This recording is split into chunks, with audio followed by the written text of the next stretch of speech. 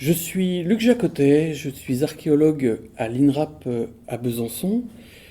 et ma spécialité en tant qu'archéologue, c'est d'étudier les outils en pierre et plus spécialement les meules à grains qui sont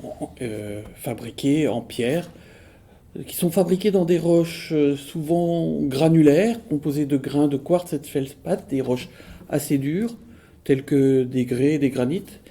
Ce sont des roches qu'on va trouver dans la région, soit sur la bordure du Morvan, soit dans le massif de la Serre, à minimum 40-60 km du site de Pierre de Bresse. On ne va pas utiliser les roches qui se trouvent plus près, telles que les calcaires, parce que ce sont des matériaux trop tendres et qui vont s'user trop vite et qui vont produire beaucoup de farine de pierre qui est pas consommable. Alors la meule, c'est un outil qui est composé d'une surface plane, plus ou moins plane, sur laquelle on va actionner une molette mobile, et donc cette surface plane d'une roche granulaire va permettre d'écraser le grain pour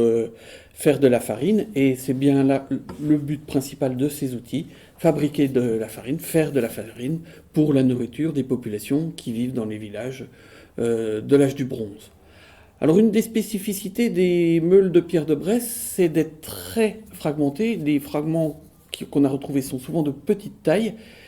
parce que sans doute qu'après leur abandon, après avoir été utilisés pour fabriquer de la farine, ces outils ont été également utilisés sans doute pour broyer des pièces en métal afin de les refondre et rentrer dans la chaîne opératoire de la métallurgie.